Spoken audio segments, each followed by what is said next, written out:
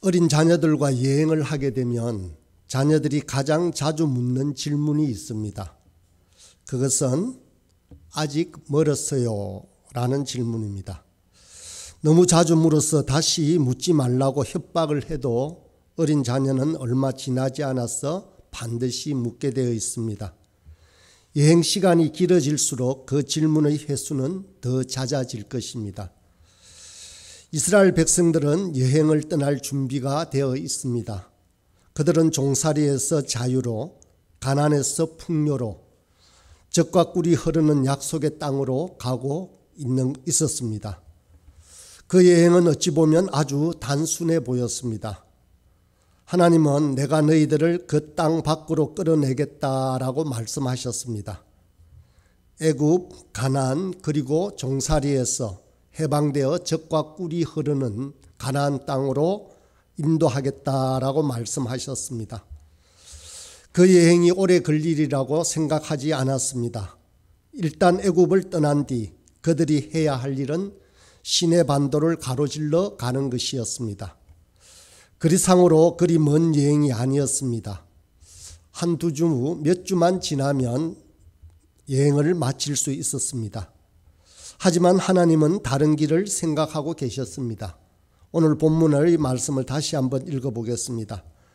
바로가 백성을 보낸 후에 블레셋 사람의 땅의 길은 가까울지라도 하나님이 그들을 그 길로 인도하지 아니하셨으니 이는 하나님이 말씀하시기를 이 백성이 전쟁을 하게 되면 마음을 돌이켜 애굽으로 돌아갈까 하셨음이라.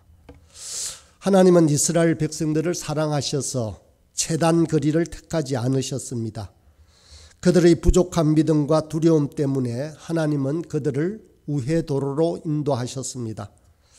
그리고 그 이후에는 그들의 반역과 제약 때문에 더 먼 길을 돌아가게 되었습니다.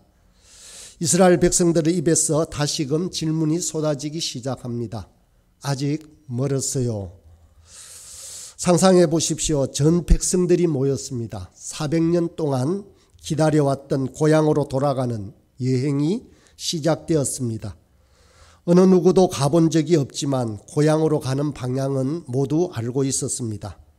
불기둥과 구름 기둥이 그들을 인도하고 있었습니다. 기둥이 움직이기 시작하면 행진이 시작되었습니다. 그런데 백성들이 알고 있는 방향과는 엉뚱한 방향으로 가고 있다는 것을 알게 된 것입니다.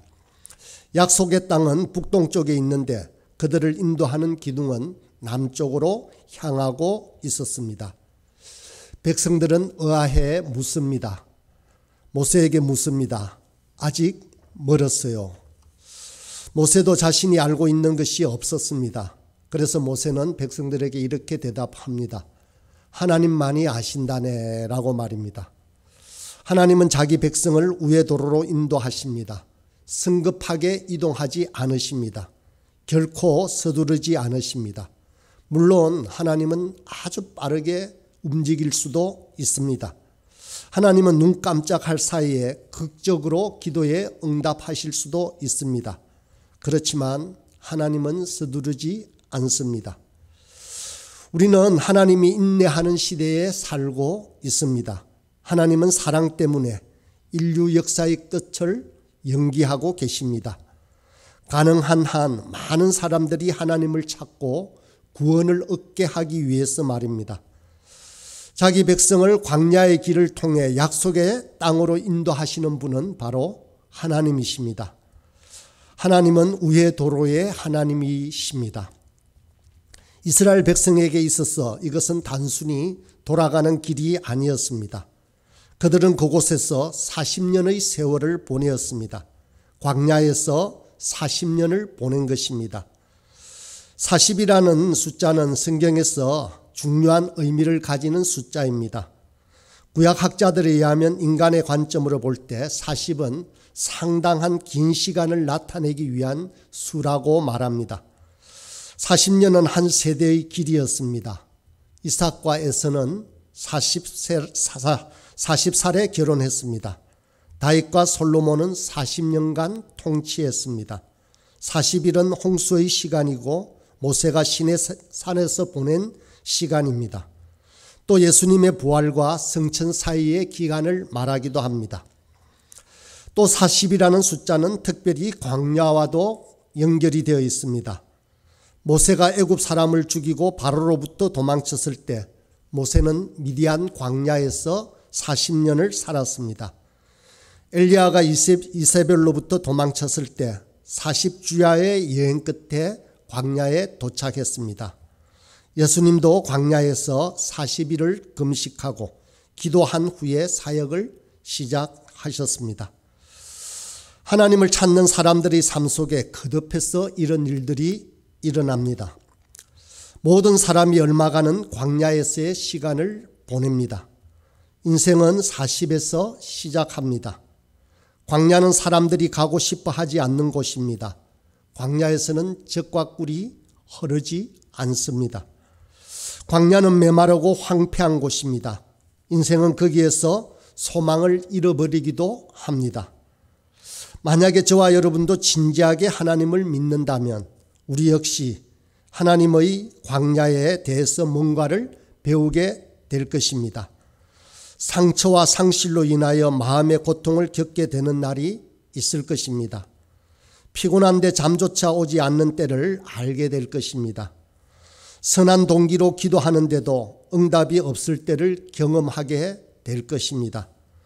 살아가면서 그 어떤 노력을 기울여도 소용이 없어 보일 때를 만나기도 할 것입니다. 우리의 인생에 닥치는 광야는 종종 어떤 사건이 계기가 됩니다. 인간관계가 어려워지거나 자녀들이 문제를 일으킵니다. 재정적인 재난을 겪기도 합니다. 하지만 때로는 광야는 전혀 알 수 없는 이유로 우리에게 다가오기도 합니다. 기도하면서 하나님께 온 마음을 쏟아놓지만 반응이 전혀 없습니다. 주님이 가까이 계신다는 것을 전혀 느낄 수가 없습니다. 성경 말씀이 편안하게 느껴지지도 않습니다.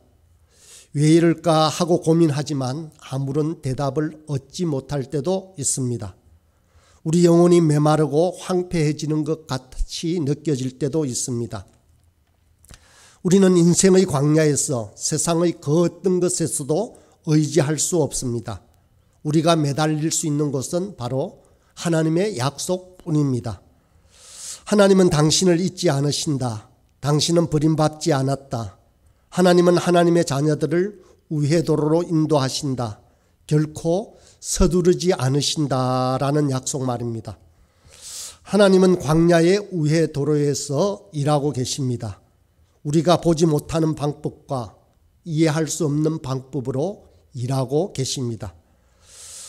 하나님의 길이 최단의 지름길이었던 경우는 어찌 보면 드뭅니다. 가장 쉬운 길이었던 적도 거의 없습니다. 하지만 하나님의 길은 언제나 최선의 길이었습니다. 하나님께서 저와 여러분을 인도하시는 길에 결코 우연이라고는 없습니다. 하나님께서 우리를 가장 선한 길로 항상 인도하십니다. 우리 인생에 있어서 광야의 시간은 언제 주어지는 것일까요? 어떤 사람들은 광야는 우리가 회심한 지 얼마 되지 않아서 주로 경험한다라고 말하기도 합니다. 이것은 그리스도인의 성장을 위해서 통과 의례로 주어지는 것이라고도 합니다. 또 우리 인생에 있어서 광야의 경험은 얼마나 자주 발생할까요? 우리가 처음 그리스도인이 되었을 때 하나님은 우리에게 순수하고 열정적인 은사를 부어주십니다. 소위 말해서 하나님과의 첫사랑입니다. 우리에게 하나님에 관하여 더 알고 싶어하는 마음이 아주 격렬하게 일어납니다. 기도하기를 열망하고 성경을 읽으면 하나님께서 우리에게 직접 말씀하시는 것처럼 느껴집니다. 우리가 드리는 예배는 감동 그 자체입니다. 우리의 마음은 하나님의 사랑으로 가득 차 있습니다. 제약된 모습을 싫어하고 죄를 짓는 것을 원치 않는 자신을 발견하기도 합니다. 과거에 우리를 유혹했던 것들이 이제 우리 손에서 멀어진 것 같습니다. 우리의 마음은 하나님과 사람을 향해서 아주 부드러워지기도 합니다. 만약 운이 좋다면 이런 상태가 계속되면서 죽을 때까지 영적으로 성숙해 가는 일만 있을지도 모릅니다. 하지만 대개의 경우 인생은 그런 식으로 풀리지는 않습니다. 한때 쉽고 단순하고 즐거웠던 일이 이제는 고달픈 일이 되고 말기도 합니다. 기도 시간이 줄고 설령 기도를 한다고 할지라도 이전에 일어났던 그 감흥이 생기지도 않습니다. 더 이상 하나님의 임재를 느끼기가 어려워질 때도 있습니다. 성경 말씀에 대한 의심과 혼돈이 자주자주 일어나기도 합니다. 이미 극복했다고 생각했던 유혹에 다시 약해지는 자신을 발견하기도 합니다. 혹시 여러분은 이 같은 경험을 해보신 적이 있습니까? 그렇다면 그것은 영적 메마름을 경험하고 있는 것입니다. 인생 광야를 걷고 있는 것입니다. 이런 경험은 우리가 계속해서 저지르는 죄의 결과로 올 수도 있습니다.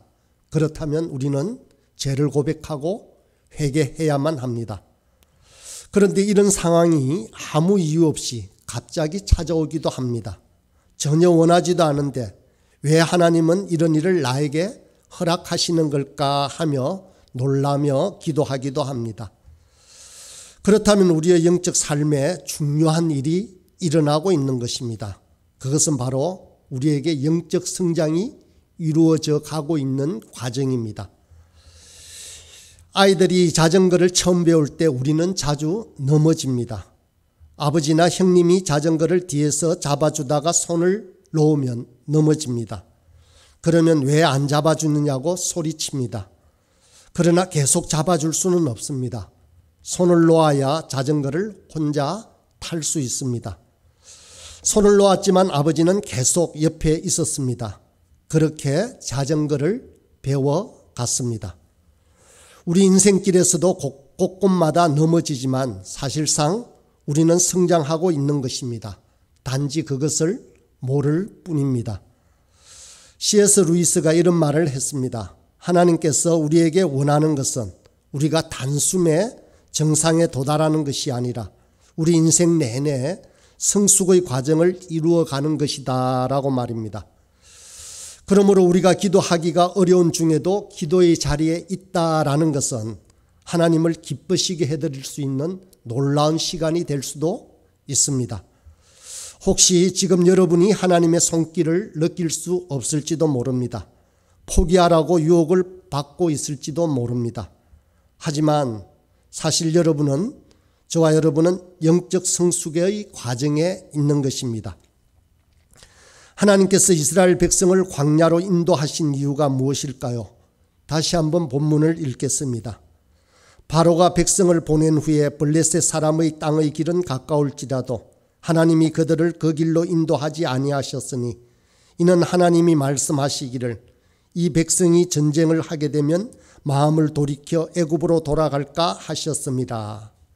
이스라엘 백성이 블레셋 사람을 만나 전쟁을 하게 되면 그들이 마음을 바꾸어 애굽으로 돌아갈까 했습니다.